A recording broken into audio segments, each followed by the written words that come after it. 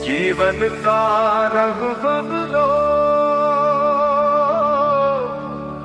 जीने का ढंग बदलो।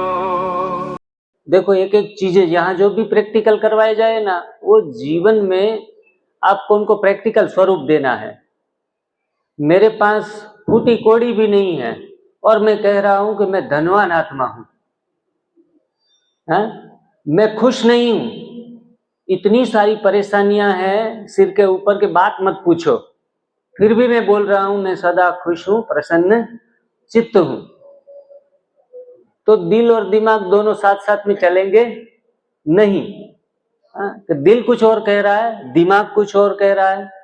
लेकिन हम अभी तो हर चीज साइंस के एरंड के ऊपर चेक करके आती है लॉजिकली। साइंस ने भी आज माना है कि आप जो बोलते हो वही आप बन जाते हो, भले आज नहीं हो, लेकिन लंबे समय का अभ्यास करने के बाद आप वो स्वरूप को धारण कर लेते हो।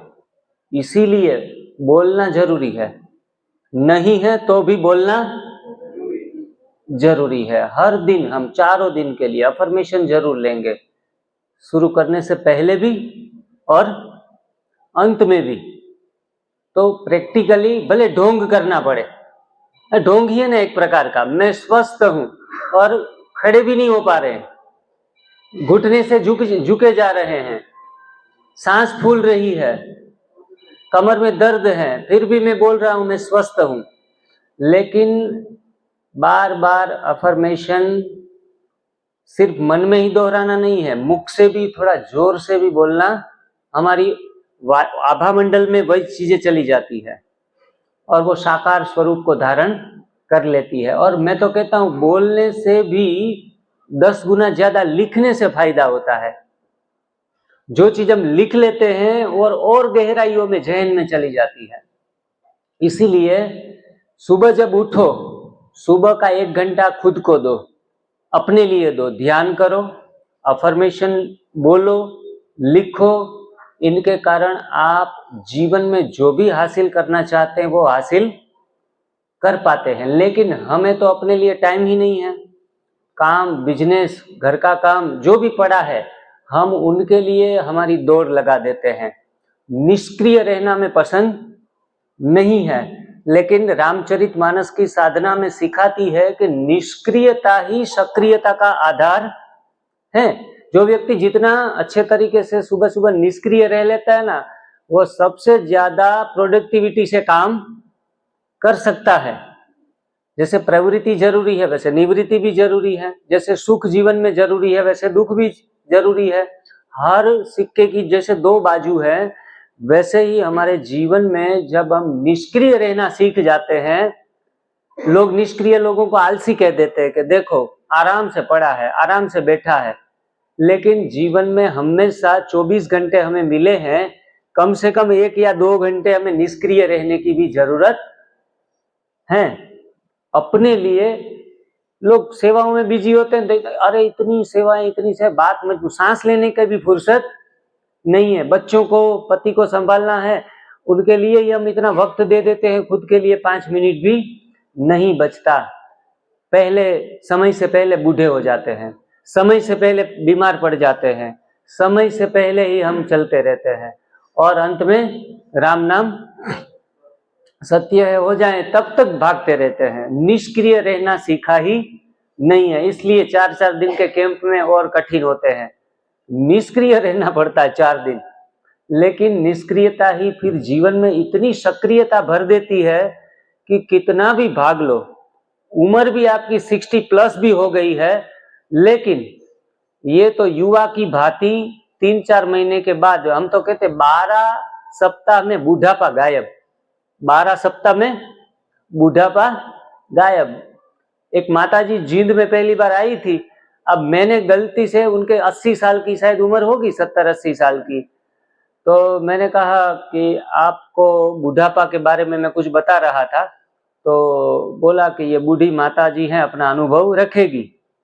और जैसे 5 दिन का कैंप हो गया था, लास्ट दिन में अपना अनुभव रखना था, तो उसने तो मेरे को बोल दिया कि बूढ़ी किसको बोल रहा है तू। मैंने कहा माताजी गलती हो गई, बोला एनडीएस करने के बाद बुढ़ापा अब मेरे को फील नहीं हो रहा है। इतना अच्छे तरीके से वंडरफुल अपना पूरा झोंक दिया था एनडीएस में, जितना बोला गया उतना अच्छे तरीके से कर रही थी, और इतनी थकी हुई और कितनी सारी बीमारियों से ग्रस्त थी, तो अब उनके लिए दूसरा कोई चारा भी नहीं था ट्रीटमेंट का। जब जेब में पैसे हो, डॉक्टर काफी सारे अभी निदान के लिए बचे हो, वो इंसान बैठ नहीं पाता। लेकिन जब थका हुआ हारा हुआ चारों दिशाओं में भटक लिए, फिर कहते अच्छा हो तो भी ठीक है, ना अच्छा हो तो भी ठीक है, ऐसे करके बैठ जाते हैं ना, उनको तो परिणाम मिल ही जाता है। तो इस प्रकार से उनको बढ़िया अच्छे तरीके से परिणाम भी मिले, और आजकल तो आड़ोस पड़ोस में सब उनको डॉक्टर बोलने लगे, क्योंकि वो भी ब्लड प्रेशर, शुगर, घुटनों का दर्द जैसी जो बड़ी बड़ी बीमारियां मानी जाती है सोसाइटी में, वो तो खुद ही अपने दो चार बोल बोल के दूसरों के ठीक कर रही है। हमारे सुमन बहन जो उचाना में है, तो कोई डॉक्टरी पढ़ाई नहीं की, लेकिन खुद की जो 20-25 गोलियां बंद हुई, 2 साल पहले की बात है। ऐसा ही कैंप लगा था जींद के अंदर, और सतीश भाई जिन्होंने ये कैंप का आयोजन किया है, अभी फिलहाल उनका इतना तजुर्बा नहीं है कैंप आयोजन का। उनका प्रयास रहता है कि हम जैसे स्वस्थ हुए, जैसे उनकी वाइफ स्वस्थ हुई, कितनी सारी झंझटों से वो छूट गए, उनकी खुशी उनके दिमाग में है, इसलिए मेरे को सोसाइटी को कुछ देना है। देखो यहाँ वीवीआईपी फैसिलिटीज के साथ भी नहीं जा रहे हैं, थोड़ी 3-4 दिन उलझने भी हैं, क्योंकि अगर 50,000 जैसी फी बड़े हॉस्पिटलों में जो रखते हैं ना, उतनी रखे तो वीवीआईपी 5 स्टार होटलों में भी रुकवा सकते हैं। लेकिन कई बार तो ऐसा होता है कि 7,500, बाप रे मर गए। हाँ, इतनी छोटी सी रकम में भी सांसें फूल जाती है लोगों की। तो फिर किस तरीके से ये आयोजन किया जाए? मानो कि 2 लाख का खर्चा होगा, तकरीबन इस बार गैदरिंग हो गया, गैदरिंग 20 की हो जाए और 1-1.5 लाख डालने भी पड़े। ऐसी सिचुएशन भी कैंपों में आती है, लेकिन लोग इस सिचुएशन को नहीं समझते, कहते 1,000-2,000 ज्यादा ले रहे हैं। लेकिन आप पहले इस आयोजन कभी करके हम देखें कि खाना पीना रहना सारी सुविधाएं, थाली बदल रहे हैं, कोई छोटी मोटी बात नहीं है। किसी के मुंह से निवाला छीनना छोटी मोटी बात नहीं है, खाना देना तो चलो हर कोई खाना दे देता है, किसी के पास छीन लो आपका दुश्मन बन जाएगा, और यहाँ पूरा आयोजन करके आपके दुश्मन बन रहे हैं। कितना हिम्मत चाहिए, क्योंकि भलाई आपकी होगी। सुमन बहन जिनकी 20-25 गोलियां जब छूटी, उनके पति तो कह रहे थे कि वहां कोई प्रोडक्ट बेचेंगे, वहां कोई माल सामान बेचेंगे, अपना मार्केटिंग करेंगे। वो जैसे जैसे दूसरी कंपनियों में नहीं करते हैं, अलग अलग प्रकार की वैरायटी ऑफ प्रोडक्ट्स रख देते, 5,000 की किट, 10,000 की किट, ये ले लो, वो सामान ले लो, आंखों के लिए ये, घुटने के लिए ये, ऐसा कुछ करेंगे। और कैंपों में बाकी कुछ होता नहीं, अपना प्रोडक्ट का सेलिंग होता है, अब मार्केटिंग होता है, तो इससे कोई बीमारियां जाती नहीं, और वो भी कच्चा खा के थोड़ी बीमारी जाने वाली है, मूर्ख हैं सब। ऐसे करके सुमन बेन थक गई थी, बोला कि मैं एक ट्राई और कर लेती हूँ, और उन्होंने शिद्दत के साथ 6-8 महीने अच्छे तरीके से घर पे भी फॉलो कर लिया। पति भी परेशान कि ये तो रोटी छोड़ दी, दूध छोड़ दिया और मरेगी जल्दी से। लेकिन चमत्कार ये हुआ, ये अपने दृढ़ मनोबल के साथ करते रहे। घर में कभी झूठ भी बोलना पड़ा कि मैंने खा लिया, क्योंकि हम नहीं खाते हैं तो घर वाले सारे परेशान हो जाते हैं, पका हुआ नहीं खाते ना, इसलिए। अभी कोई भाई बोल रहा था कि आप खाना बंद करवाते हैं, ये शब्द भी हमें नेगेटिव लगता है। खाना बंद कब करवाया? अभी 1 घंटे के बाद तो खाना देने वाले हैं आपको। खाना बदल रहे हैं, अब शब्द क्या प्रयोग करना है? खाना बदल रहे हैं। हमारे वहां हमारे हेल्थ सेंटर चल रहा है सूरत में, एक माताजी आई, तो उनको खाने की बहुत आदत, तो 12 बजे तक भूखे नहीं रह पाते, तो हम उनको 10 बजे केले, एप्पल सब दे देते थे कि भाई कम से कम ये कुछ खा ले तो हमारा दिमाग ना खाए। तो 9-10 बजे से उनका कार्यक्रम हम शुरू कर देते, और 12 बजे जूस 1 गिलास के बदले 2-3 गिलास आप माताजी पी लो। दोपहर में भी अच्छे तरीके से, अभी वाटरमेलन की सीजन है तो पूरा एक आप साबुत खा लो अच्छे तरीके। लगभग दिन में मैंने कहा 11 बार भी खाना है तो छुट्टी है। अब शाम को उनके बेटे का फोन आया, माताजी आपने कुछ खाया? कि बड़े बोला बेटा यहाँ तो कुछ खाना दे ही नहीं रहे हैं। मैंने सोचा 11 बार तो वो किचन में जा चुकी है, लेकिन हमारी साइकोलॉजी सेट है कि कच्चे भोजन को हम खाना समझते। अगर केबीज को थोड़ा तेल मसाले जीरा पाउडर सब डाल के जब वो बना लेना अच्छे तरीके से, तब उनको खाना कहेंगे। कच्ची केबीज खाएंगे तो बोला हम तो भूखे हैं। गाजर का हलवा बना के खाए तो खाना है, कच्चा गाजर खाएं तो खाना नहीं है। गाजर का जूस बनाकर पिए तो भूखे हैं। तो ये साइकोलॉजी मेंटालिटी बहुत अंदर तक पड़ी हुई है। तिल के लाडू हम खिलाते हैं, मिठाई भी खिलाते हैं, लेकिन उनको थोड़ा सा सेक लिया, गरम कर लिया, कुछ घी डाल दिया, तब जाके वो मिष्टान बनता है। कच्चा से गूंद कर दे दिया तो बोला ये तो आधा अधूरा है। तो ये हमारे यहाँ सिर्फ भोजन परिवर्तन नहीं किया जा रहा है, यहाँ हम सबका मन का परिवर्तन भी हो रहा है। बुद्धि के अंदर भी दिवाली आती है तो झाड़ू का पोछा लगाते हैं ना मकान पे, तो ये एक प्रकार का रिनोवेशन करने के लिए आए हैं हम, अपने मन बुद्धि का भी शरीर का भी। और अंत में थोड़ा 2-4 महीने कर लेंगे तो आप फील करेंगे कि आत्मा का शुद्धिकरण भी हो गया। और हम समझ रहे थे भोजन में शक्ति है, फिर बाद में पता चलेगा कि अरे उपवास रखने में, खाली पेट रखने में शक्ति समाई हुई है। खाली पेट रखना गुनाह समझा जाता है हमारे संस्कृति में, भारतीय संस्कृति में।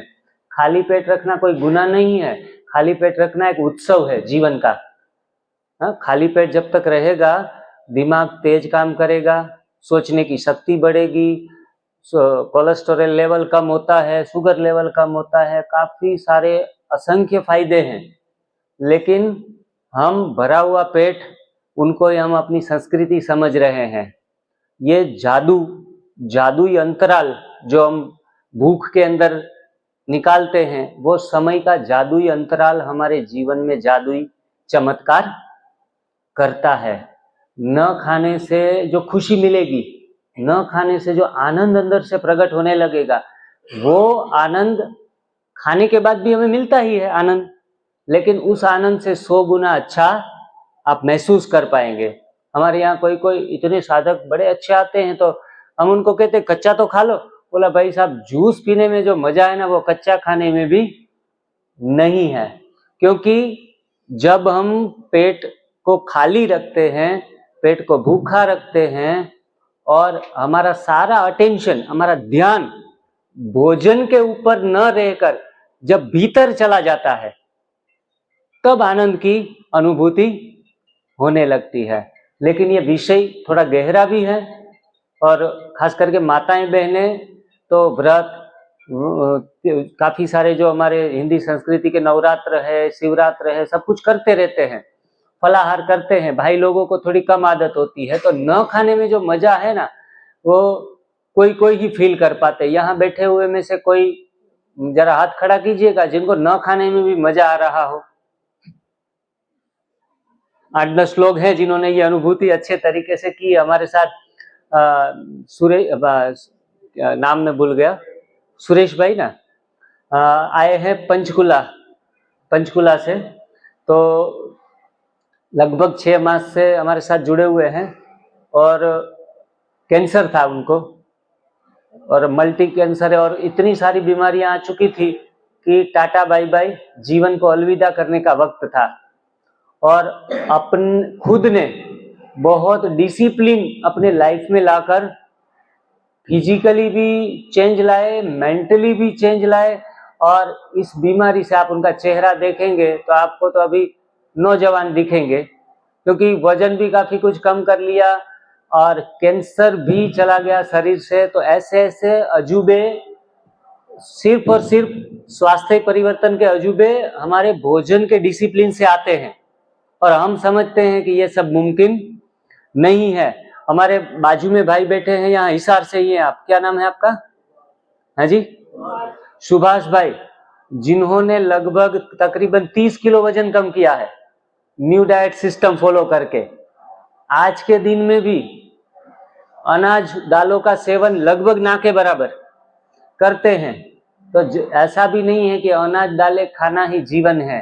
बिना अनाज दालें खाए बिना हम तो चलो 8 साल से रहते हैं, हमारा ग्रुप भी अनाज दालों का सेवन नहीं करता, लेकिन यहाँ जो बैठे हैं, जो लोग फॉलो करते हैं सिर्फ यूट्यूब देखकर और थोड़ा बहुत जानकर, वो उसके जीवन में भी उन्होंने चमत्कार देखे हैं और आज अपने जीवन को तो बेहतर बनाया ही है, लेकिन लोगों को जीवन को भी कैसे बेहतर बनाया जाए उनके लिए भी प्रयासशील है। लेकिन जो कहते हैं ना कि गुड़ जाने और गुड़ की गोहतरी जाने, जिन्होंने ये चीजें अनुभव की ना उनको पता चलेगा। मतलब NDS is not a act, NDS is a experience. ये अनुभूति का विषय है और धीरे धीरे करके शारीरिक अनुभूतियां तो होंगी, लेकिन फिर कदम कदम पर पता चलेगा कि परमात्मा भी साथ साथ चल रहा है, हमारे भगवान भी साथ दे रहा है हमारे हर एक कार्य में। हमारा आंतरिक बदलाव भी अनुभव होगा, हमारी आध्यात्मिक और गहराई से भी उन्नति भी होने वाली है, बहुत कुछ मिलने वाला है। दीदी ने बताया था कि कोई बर्फ का पत्थर होता है पानी के अंदर तो 10% ऊपर होता है, 90% अंदर होता है। वैसे ही आप जो 4 दिन के लिए सीखने आए हो वो 10% ही आपको बाहर दिखाई दे रहा है। दूसरे जो फायदे, अगर इस चीज को लंबे समय तक पकड़ पाए तो 90% फायदे तो आपको बाद में पता चलेंगे। यहाँ जो चर्चाएं की जाएगी ज्यादातर ऊपरी ऊपरी तल के ऊपर चर्चाएं की जाएगी, लेकिन जिस चीज को ये चीज की अनुभूति होने लगी है वो जीवन भर इस चीज को छोड़ पाया नहीं है। 3 महीने की यात्रा जीवन भर की यात्रा बन जाती है। और अगर गलती से भी 3 महीने के बाद लड्डू, रसगुल्ले, रबड़ी और मावा, मिष्टान, मलाइयाँ खाने की शुरुआत भी कर दी तो भी कोई मना नहीं है, मतलब खा पाएंगे आप। डरने की जरूरत नहीं है कि यहाँ आ गए तो बंद गए, सब छुट्टी है। लेकिन आप खुद के डॉक्टर खुद बनेंगे। जब वो शुरू करेंगे तो फिर बीमार होंगे, कुछ तकलीफें आएंगी, तो खुद ही सीखते जाएंगे, अपने आप से सीखते जाएंगे। हमारी शिविरें खत्म होने के बाद लोग पूछते हैं फोन करके या रूबरू मिलते हैं तो मैंने, भाई जी ये थोड़ा सा 2 महीने तो बहुत अच्छा रहा, लेकिन तीसरे महीने से थोड़ा सा फिर से बिगड़ने लगा। मैंने कहा मेरे को क्यों पूछते हो, खुद से पूछो ना। एक्चुअल में हमें खुद से ही पूछना है आईने के सामने खड़े रहकर कि बिगड़ा क्यों, आप ही अपने भाग्य विधाता हो। बोला घर में मना कर रहे थे कि अब बहुत दुबली हो गई हो, थोड़ी चक्कर भी कल आ गए थे आपको, थोड़ा गिरने वाले थे। ऐसी ऐसी समस्याओं में घर वाले थोड़े रोकने लगे, टोकने लगे और मैं भी थोड़ी डर गई कि अब बाजरे का रोटला तो खाना पड़ेगा, एक आध पराठा लेना पड़ेगा, हल्का हल्का घी एक टाइम तो लेना पड़ेगा। और लोग डर के मारे भी एक टाइम शुरू कर देते हैं और वही फिर दोबारा बीमारी हल्की सी उठती है तो हमें पता भी चल जाता है कि गलती हमारी है। लेकिन हमें समाज के, अभी भीड़ में चलना नहीं है। भीड़ में तो कौन चलते हैं, भेड़ चलते हैं, भीड़ में भेड़ चलते हैं। हमारी चाल तो शेर वाली है, कच्चा खाना मतलब शेर वाला रास्ता है। घर में इतने रोक टोक, सोसाइटी, फ्रेंड सर्कल या फिर समाज के नीति नियम, सब हमारा शुरुआत के दिनों में जरूरी नहीं है कि सब सपोर्ट करने लगे, लेकिन जो भी लोग भीड़ में चल रहे हैं उनकी भीड़ अस्पतालों के बाहर भी लगी पड़ी है, वो कतार में लगे हैं। और जब हम भीड़ का हिस्सा न बनकर ऐसे छोटे से संगठन का हिस्सा बनने के लिए आए हैं, जो अपने जीवन में अस्पतालों की कतारों से बाहर लाखों लोग निकल चुके हैं। ऐसा भी नहीं है कि पहला कैंप लगने जा रहा है, हर महीने के अंदर 1-2 कैंप तो होते ही है। और हमारे आदरणीय श्री बीवी चौहान सर जो पोस्टर लगा है, चौहान सर 32 साल से पूरे भारत में नहीं बल्कि पूरे विश्व में घूम रहे हैं, लाखों लोगों को, लाइलाज बीमारियों को लोग ठीक हो रहे हैं। 100% नहीं कहेंगे, लेकिन मैं कहूंगा 95% लोग ठीक हो रहे हैं। 5% हमेशा किसी भी चीज में अपवाद हो सकता है। कोई चीज में मैं चलो 100% परिणाम ना मिले तो नाउम्मीद ना हो हम। ऐसा समझे कि कुछ 50%, 60%, 70% भी चलो परिणाम मिल गया तो भी सेल्फ डिपेंडेंट हम अपनी लाइफ को जी सकते हैं। कम से कम एक हमारे पास एक मरीज आया था, मरीज शब्द तो मैं नहीं यूज करूंगा, 32 साल का था और पूरा पक्का साधक, कैंसर की बीमारी, बचपन से 3 साल से तंबाकू का सेवन करता था, सबसे छोटा था परिवार में, लाड प्यार बहुत मिला था, आदतें इतनी खराब हो चुकी थी इनके कारण 30 साल की बीवी और 4 साल के 2 बच्चे भी साथ में थे और मुंह का कैंसर। अब परिस्थिति इतनी बिगड़ गई कि डॉक्टर ने बोल दिया कि अब ये जाने वाले हैं। 2 दिन के मेहमान हैं। सेंटर पर जैसे ही आए तो मैंने भी मना कर दिया कि भाई इतनी सिचुएशन में हम यहाँ नहीं रख पाएंगे, इनको सलाह मशवरा देंगे, घर पे करो, थोड़ा ठीक ठाक चलने लायक हो जाए तो फिर वहां 5-7 दिन हमारे यहाँ ट्रेनिंग के लिए आ जाओ। क्योंकि उनका जो लंग्स कैंसर भी था, मल्टी कैंसर हो गया था, उनका पेट घुटनों पर लगा हुआ था, फोल्ड हो चुका था पूरा बॉडी, ऐसे स्ट्रेट 90 एंगल पे बैठ भी नहीं पा रहे थे। अब उनका क्या इलाज करें हम, हमारे पास ना कोई इंजेक्शन है, ना कोई पेन किलर है, कुछ भी नहीं है एनडीएस में। तो बाद में उनके सभी लोगों ने, घर वालों, परिवार वालों ने कहा कि हमने आपका बहुत सुना है कि काफी सारी चीजों में आराम मिलता है, आप कुछ भी करो इनको, लेकिन कम से कम 1-2 दिन के लिए भी ट्रेनिंग दे दो। मैंने कहा 1-2 दिन नहीं, 1 घंटे के लिए ट्रेनिंग दूंगा। टॉयलेट बाथरूम में जाकर उन्होंने, ये जो आप देख रहे हैं ये एनिमा का डब्बा है जिनको संजीवनी पात्र बोला जाता है, पेट की सफाई का यंत्र है, कोलोन क्लींजिंग इंस्ट्रूमेंट। इनसे इनकी आंतों की सफाई करवाई, उनकी बीबी उनके साथ में गई, मल मार्ग से पानी चढ़ाना होता है, आधा लीटर, पौना लीटर, ऐसे लगभग 1 घंटा पानी चढ़ाते रहे, निकालते रहे। 1 घंटे के बाद उसने, किसी आयुर्वेद डॉक्टर ने कहा था कि गिर गाय का देसी शुद्ध घी अच्छा है कैंसर हटाने के लिए। पिछले 2-3 महीने में उन्होंने काफी लीटर घी पी लिया था। जब टॉयलेट का दरवाजा खुला तो सारी जगह मिल्क प्रोडक्ट ही हो गया, और जैसे ही बाहर आए तो वंडरफुल ये हुआ कि उनका पेट है घुटनों पे नहीं लगा था, सीधा चलकर आए। इतना डस्ट, उतना कचरा उनका पहली बार में ही निकल गया। सारे लोग खुश कि 2 महीने से ऐसे लगा पड़ा था, एक बार एनिमा देने से हो गया। लगातार 1.5 या 2 घंटे, ये मैजिक बॉक्स है, हमने इनके मैजिक बहुत सारे देखे हैं 8 साल के अंदर। जो लोग जीवन को अलविदा करने वाले थे उनको नया जीवन देता है, इसलिए इनका नाम संजीवनी पड़ा है। संजीवनी मतलब हनुमान जी संजीवनी बूटी लेके आए और लक्ष्मण जी को फिर से जिंदा किया। तो ऐसे जीवन को अलविदा करने वाले लोग इनसे खड़े हो रहे हैं।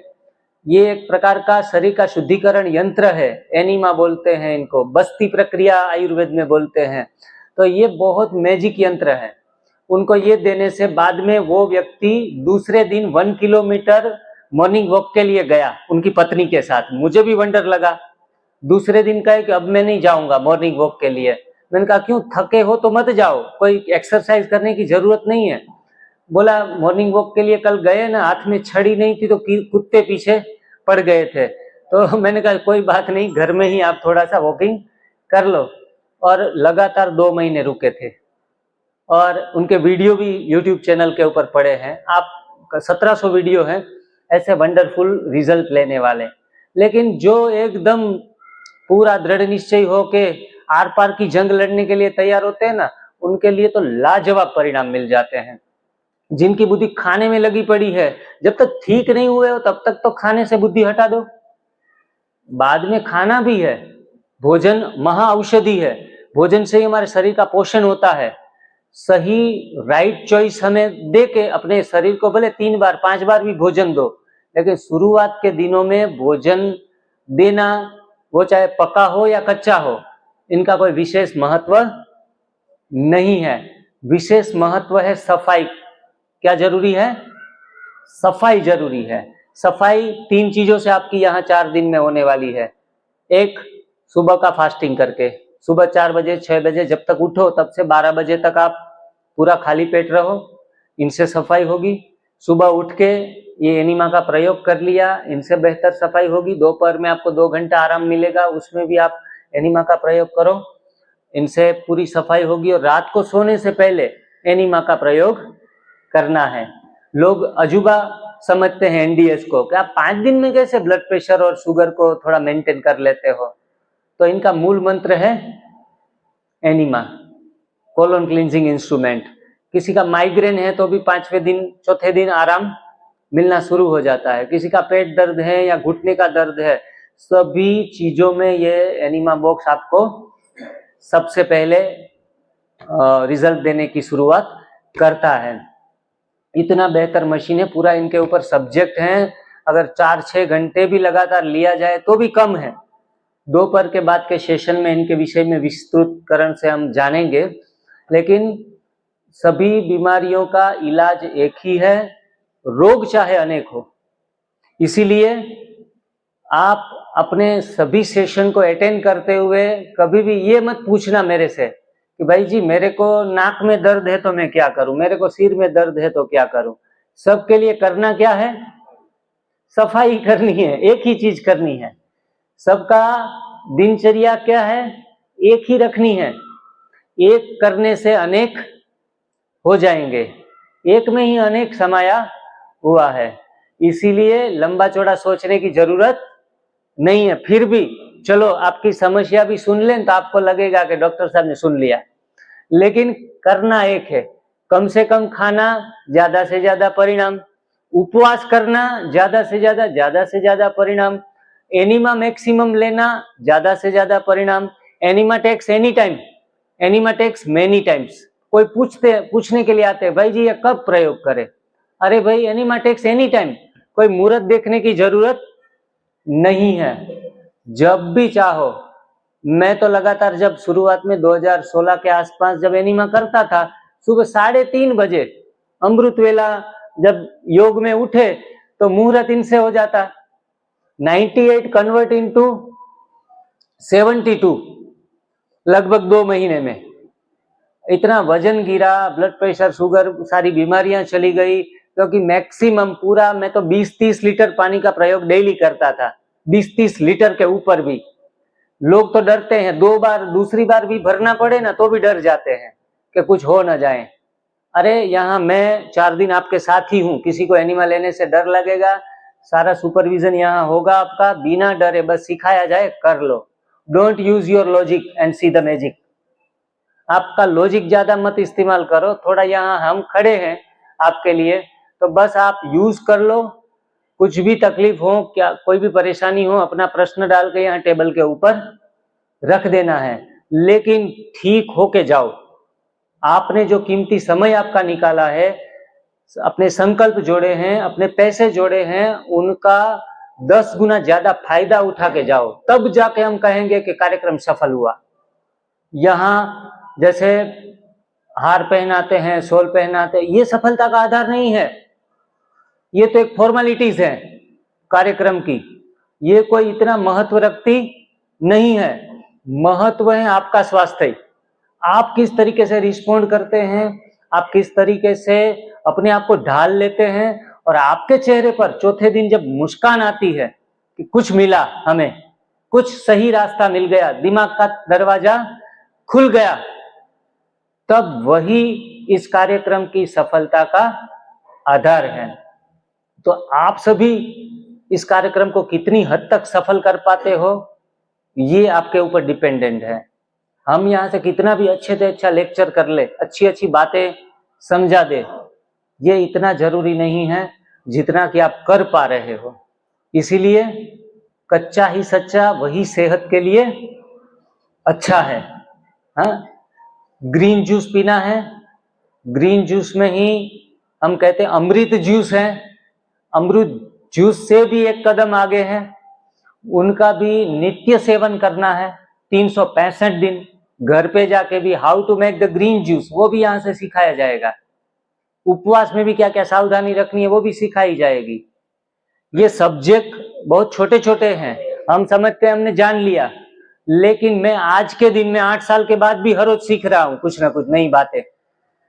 मतलब हम लाइफ टाइम स्टूडेंट रहते हैं, हर बात कुछ नई नई बातें हम सीखते रहते हैं। इसीलिए कुछ नया सीखते रहो, नया करते रहो और बेहतर परिणाम प्राप्त करते रहो। और divine lifestyle NDS YouTube channel है, सब्सक्रिप्शन लगभग ने कर दिए होंगे, न किए हुए हो तो सब्सक्राइब कर दो, क्योंकि उसके अंदर जितने भी वीडियो हैं, जितना यहाँ से तो 7-8 सेशन लिए जाएंगे, उसमें 1700 वीडियो हैं। मतलब आपको और नॉलेज की जरूरत पड़ेगी घर बैठे बैठे भी। तो आप अगर दिल से इस चीज के साथ जुड़े हुए हो तो चैनल के साथ भी कनेक्ट रहो, तो ही आप रुकेंगे नहीं, वरना थोड़ा चल के रुक भी सकते हैं, क्योंकि बाधाएं, परेशानियां, सोसाइटी, ओपोजिशन, बहुत कुछ आपको फेस करना होता है। तब जाके 50% लोग पास विथ ऑनर हो जाते हैं। 50% में हर 100 लोग आए ना, तो समझता हूँ कि इसमें 50 लोग पास होंगे, 50 थोड़ा बहुत करके छोड़ देंगे, और थोड़ा बहुत करके भी छोड़ देंगे, कोई बात नहीं। मैंने 2007 में एक छोटा सा कैंप जैसा थोड़ा नॉलेज लिया था और मैंने छोड़ दिया था, क्योंकि I am a chemical engineer. अपना कॉलर टाइट रखते हैं, पढ़े लिखे अनपढ़, मैं वर्ड्स यूज करता हूं, पढ़े लिखे अनपढ़। कम पढ़े लिखे को समझाना भी आसान है, ज्यादा पढ़ाई लिखाई भी कर ली ना तो प्रोटीन, विटामिन, कार्बोहाइड्रेट, ये सारे केमिकल के लोचे हो जाते हैं दिमाग में, और कहते हैं कि उससे वहां क्या मिलेगा, वहां इसमें खाना ये नहीं मिलेगा तो वसा किस में मिलेगी। तो ये सारी उलझनों में मैं भी था। Milk is a complete food समझकर दूध की मना कर दी, तो मैंने कैंप में ही जाना मना कर दिया। और 10 साल के बाद जब पूरा फंस गया बीमारी में, एक बीमारी थी जब मैंने शुरुआत में कैंप किया, हल्की सी सोराइसिस की शुरुआत थी 2007 में, तब मैंने बहुत ध्यान नहीं दिया। अक्कड़ होती है ना, हमेशा ज्यादा थोड़ा नॉलेज जान लिया, ध्यानी ज्ञानी योगी बन गए तो अक्कड़पन भी आ जाता है, पता भी नहीं चलता। और मैंने कहा नहीं नहीं, ये बकवास है, खाओ पियो आनंद करो, संगम युग मौजों का युग है, मौज करते रहेंगे। प्याज लहसुन छोड़ दिया था, तो मैंने समझ लिया कि गंगा नहा लिए, और लड्डू, मेवे, मिष्ठान, टोलियां बहुत खाता पीता रहा। 10 साल के बाद 12 बीमारियां जब आ गई ना, तब पूरा फंस गया, और आदमी को कहीं भी जाके तो रुकना ही पड़ता है। और मेरे को भी 2017 में सरेंडर होना पड़ा कि अब कुछ नहीं करना है, बस कच्चा खाओ। युगल को भी बोल दिया कि अब मेरा टेंशन ना लो किचन का। बोला आप क्या खाएंगे? मैंने कहा मुझे अब जैसे बाहर से कुछ भी मिला मैं खा लूंगा। बोला बाहर का शुरू करने वाले हो? मैंने कहा हाँ। बाहर से मैं ग्रेप्स लेके आता, केले लेके आता, नारियल पानी लेके आता, पालक की जूड़ी लेके आता। कभी भी ग्रीन जूस भी 7-8 महीना मैंने नहीं पिया। पालक की जूड़ियां जैसे बकरे खाते हैं वैसे खा लिया, मेथी, सब कुछ। घर वाले को भी परेशान नहीं किया, क्योंकि हमारा मुंह ही मिक्सर है, चबाओ, जूस निकालो, थूक दो कचरा बाहर। वो मिक्सर में भी यही होता है।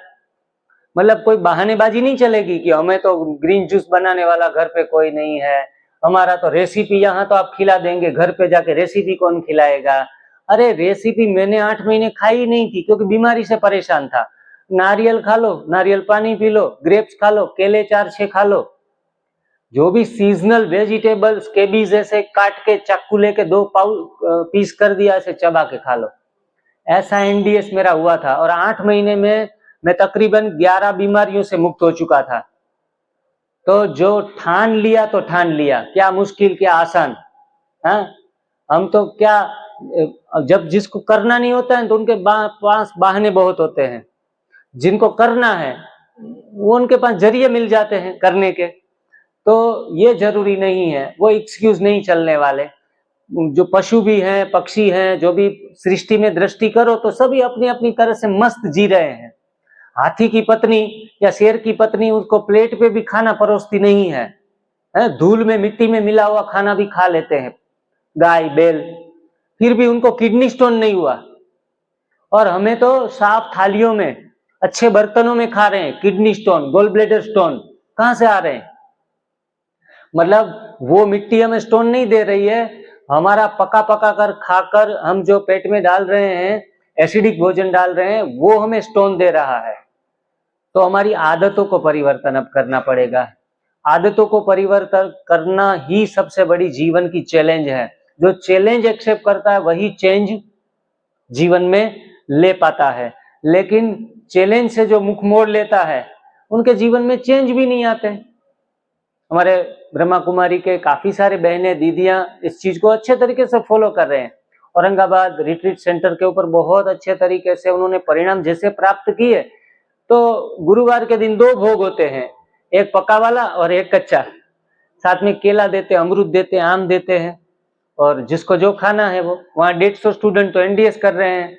तो फिर बोलते हैं कि भाई दीदी हमें क्यों खिला रहे हो जलेबियां, फाफड़ा, ये आलू सब्जी, ये हमें नहीं खाना है, ये तो बीमारी देने वाले भोजन है। पक्व आहार रोगों का आधार, पक्व आहार रोगों का आधार। एक एक लाइन दिमाग में छपकर लिख लेनी है, क्योंकि हम समझ रहे हैं सात्विक भोजन खा रहे हैं, परमात्मा की याद में खा रहे हैं, लेकिन पका हुआ भोजन में जब परमात्मा के वाइब्रेशन मिलते हैं तो उसकी जो बीमार होने की क्षमता है थोड़ी कम हो जाती है, लेकिन खत्म नहीं होती। इसीलिए मैं खुद 22 साल से ब्रह्मा कुमारी फॉलो कर रहा हूं। बाबा ड्रामा का ज्ञान देते हैं। हम कहते हैं ड्रामा में है, इसलिए ये लास्ट जन्म का शरीर है, अंतिम जन्म है, तो बीमार तो होना ही है। और ऐसा ड्रामा का प्लान समझकर मैं 10 साल बीमार रहा। मैंने सोचा था कि ड्रामा प्लान अनुसार दवाइयां फ्रूट समझकर खा लो, और बीमारी में भी हंसना है, वाह वाह करना है। तो मैं ज्ञान की शक्ति के कारण कभी भी डिप्रेस नहीं हुआ बीमारी के कारण, क्योंकि योग और ध्यान की शक्ति और विचारों की शक्ति होती है। तो ब्रह्मा कुमारी के विचार जीवन में कभी भी मेरे जीवन में मायूसी नहीं आने दी, लेकिन आहार का विज्ञान नहीं था तो मैं उस पे आगे और बीमारियां बढ़ा रहा था। जैसे ही आहार का विज्ञान आ गया और चमत्कार होना शुरू हो गया, क्योंकि हमारा भाग्य हमारे सिवाय और कोई नहीं लिख सकता। मैं तो कहता हूं भगवान भाग्य नहीं बदलते, हमारे कर्म ही हमारा भाग्य बदल सकते हैं। परमात्मा ने तो गीता में लिख दिया है कि पत्रम पुष्पम फलम तोयम, लेकिन हमने पढ़ा 1000 बार, किया एक भी बार नहीं। एक अनपढ़ इंसान, अनपढ़ किसान पेड़ पौधों और फल के ऊपर रहता था, वो बीमार नहीं था। और एक 700 श्लोक गीता जी के पढ़ने वाला कंठस्थ, उनको कैंसर हुआ। तो तोते की तरह रटना भी कोई जरूरी नहीं है कि हम अच्छा ज्ञान जान लिया। जो व्यक्ति प्रैक्टिकल जीवन में अप्लाई करता है वो परिणाम को प्राप्त कर लेता है। इसीलिए एक एक चीज की आदत को हमें परिवर्तन करना है। कृपया, इतने सारे लोग होंगे, अपने पर्सनल जो भी क्वेश्चन खड़े होंगे बीच बीच में, लेकिन सेशंस भी मेरे को यहाँ से लेने हैं पूरे दिन में, इसीलिए अपने पर्सनल क्वेश्चन मुझे पर्सनल मिलकर ना करें। इतना आपका सहयोग रहेगा तो मैं आपका आभारी रहूंगा।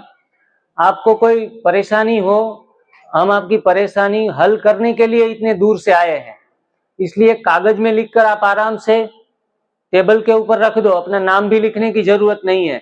अपनी कोई प्राइवेट समस्या है, निजी बात है, तो भी यहाँ से नाम लिखने की आवश्यकता नहीं है। आपका प्रश्न हो सकता है दूसरे 10 लोगों का भी हो, तो सबका समाधान एक साथ में चलता रहे। बीच में जिन्होंने परिणाम प्राप्त किए हैं उन लोगों के अनुभव भी साथ साथ में लेते रहेंगे, तो थोड़ा सा फ्लेवर मिलती रहे। मैं अकेला ही बोलता रहूंगा ना, आप थक जाएंगे सुनते सुनते। तो बीच में सभी फ्लेवर हमको मिलेंगे। आप लोगों को भी कोई विशेष कोई जानकारी है किसी भी स्वास्थ्य के विषय में, तो कुछ चेंज के लिए कुछ अलग से भी हम इन्वॉल्वमेंट आपका भी करेंगे। तो इस तरीके से हमारा शिविर आगे बढ़ता रहेगा। पिछली बार मैं मिला था तो बता रहे थे कि 1 आध महीने के ऊपर से तो वो सिर्फ ग्रीन जूस के ऊपर भी रहते थे। 3 महीने लगातार ग्रीन जूस के अलावा दूसरा डाइट ही नहीं लिया, दूसरा खान पान कुछ नहीं। तब जाके लाइलाज बीमारियों से, काफी सारी चीजों से वो बाहर आए। जितना कम खाएंगे ना उतना ज्यादा परेशान हो जाएंगे, लेकिन हमारा मनोबल दृढ़ है। कम से कम खाने में ही ज्यादा से ज्यादा चमत्कार छिपे हुए हैं। Green juice is a total diet. पालक, पुदीना, धनिया, कड़ी पत्ता, अदरक, आंवला, लौकी, इतने ही काफी हो जाते हैं। उनका जूस निकाल लो और पूरे दिन पीते रहो। और जब हम बहुत घिर जाते हैं ना बीमारियों से, ज्यादा मत सोचो, ग्रीन जूस पीते रहो पूरे दिन में।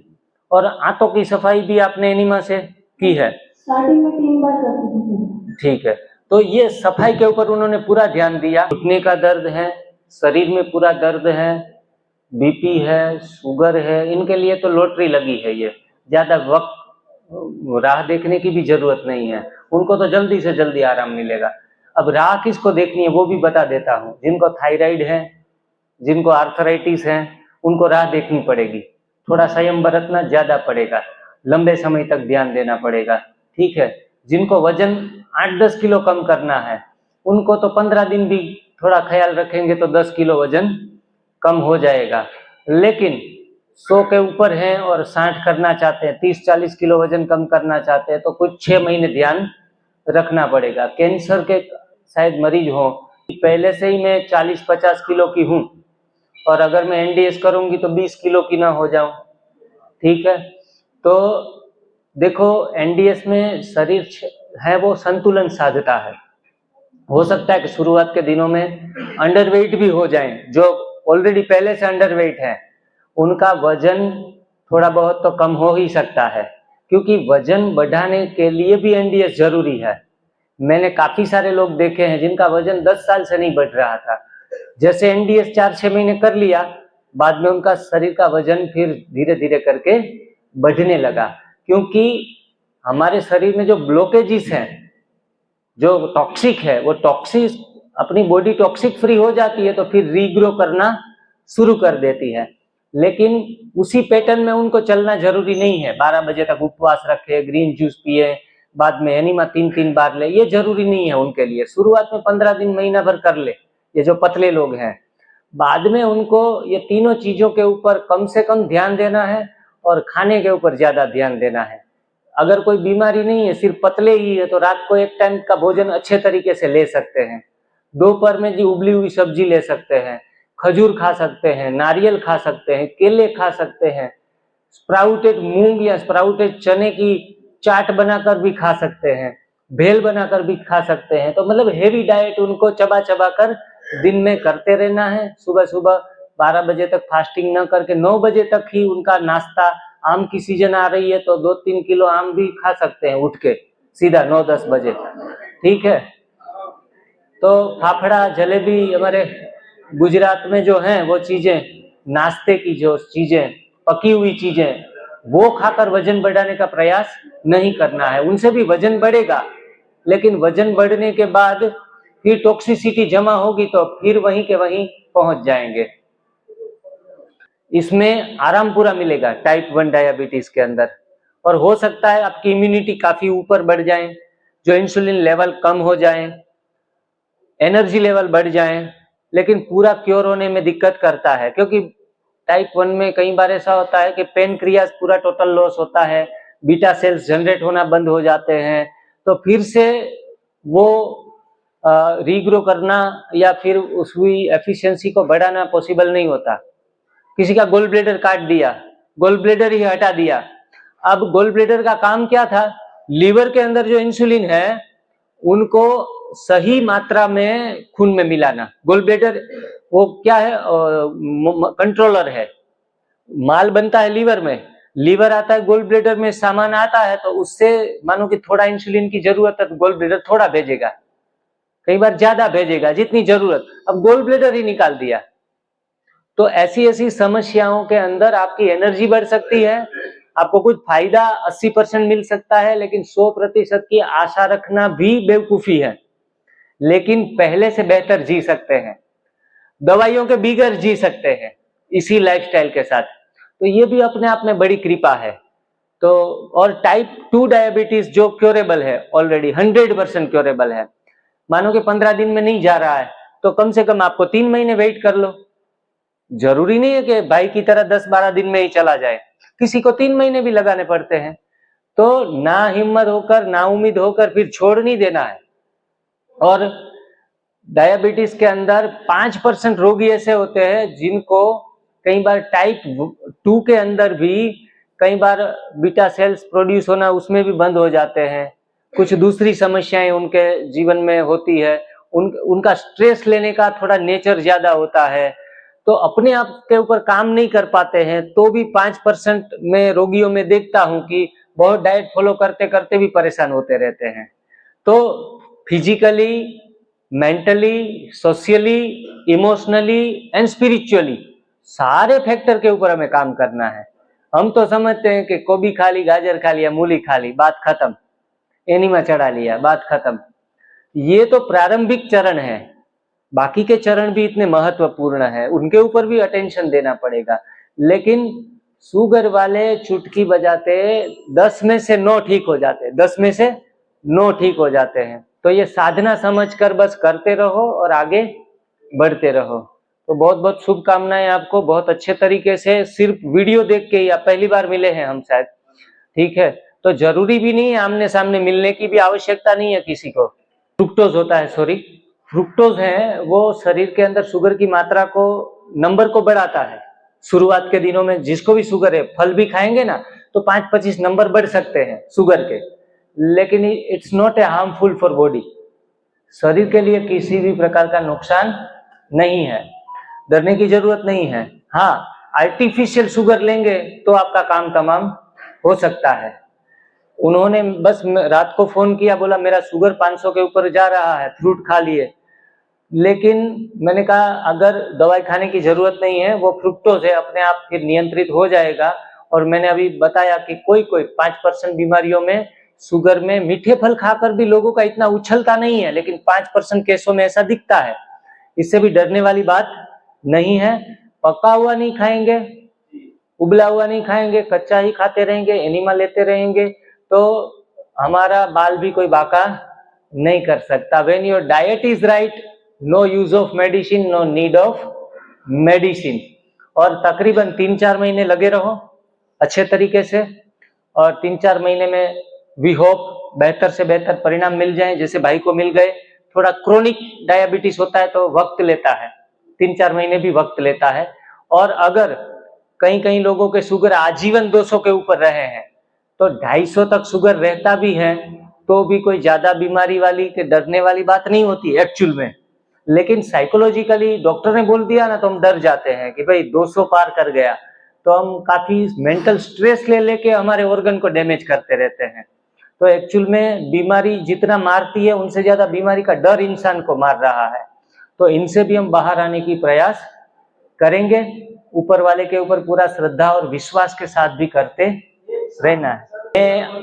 मैं थोड़ा अपना अनुभव बीच में रख देता हूं। मेरा वजन 98 था, अब वजन जैसे नीचे गिरता गया, चेहरा सिकुड़ गया, वाटरमेलन से एकदम छोटा सा लेमन जैसा चेहरा हो गया। तो घर वाले परेशान, अरे क्या हालत बना लिया आपने।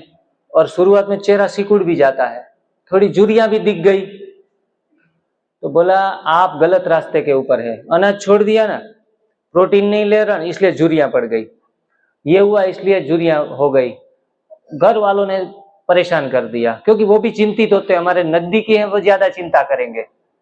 मैं कहता हूं मेरी 10 प्रकार की गोलियां छूट रही है, वो क्यों नहीं दिखाई दे रही है सबको। मैं पतला हो रहा था, पतला होते होते मेरा वजन चला गया 45, कहां 98 कहां 45, आधे से ज्यादा कम हो गया। लेकिन मैं दुबला पतला अभी भी 66 किलो है, 66 है मेरा, फिर ऊपर भी आ गया अपने आप। लेकिन 1 साल 1.5 साल तक मेरा वजन रहा 45-50 के बीच में। आप सोचेंगे सोसाइटी कितना कमेंट करेगी। बोलता है, बहुत सुंदर गाना में दोहरा लेता था। मैं अपने कॉलेज काल में अच्छा सिंगर था, गाता था मैं किशोर कुमार के गीत। हाँ, तो उसमें ये गाना मैं अक्सर दोहराता था, कुछ तो लोग कहेंगे, लोगों का काम है कहना, छोड़ो बेकार की बातों में कहीं बीत न जाए रहना, कुछ तो लोग कहेंगे। लोगों का काम क्या है? कहना। तो इनसे तो ऊपर उठना ही पड़ेगा। क्योंकि हम जो भी सफर चुनते हैं मंजिल को पाने के लिए, चलना अकेले को ही पड़ता है। तब हमें पता चलता है कि मंजिल के राही हम अकेले ही हैं। लेकिन जब आप दृढ़ निश्चयी होते हैं, मंजिल को खुद पा लेते हैं। जब मेरा वजन भी 66 हुआ, बाद में YouTube के माध्यम से हर महीने में 2 लाख लोग व्यू देख रहे हैं वीडियो के, उस हिसाब से 16-17 लाख लोग कनेक्ट हो गए हैं। समझो, चले थे सफर में अकेले हैं, दोस्त मिलते गए, कारवां जुड़ता गया, बनता गया।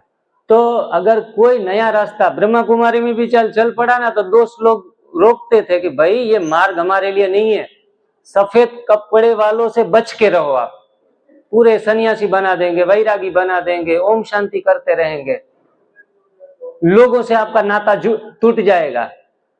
कभी मेरे को 5-25 लोग जानते थे, ब्रह्मा कुमारी के बाद लाखों लोग जानने लगे।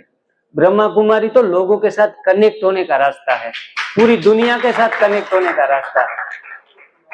परमात्मा का हाथ जब हाथों में दे देते हैं ना, परमात्मा उड़ाता है, चलाता नहीं है। तो परमात्मा के ऊपर श्रद्धा रख के नेक काम के लिए अगर शुरुआत में सफर में अकेले भी चलना पड़े तो हौसला हमेशा कायम रखेंगे सभी। बहुत बढ़िया। तो ये गाना होगा तो जिंदगी का सफर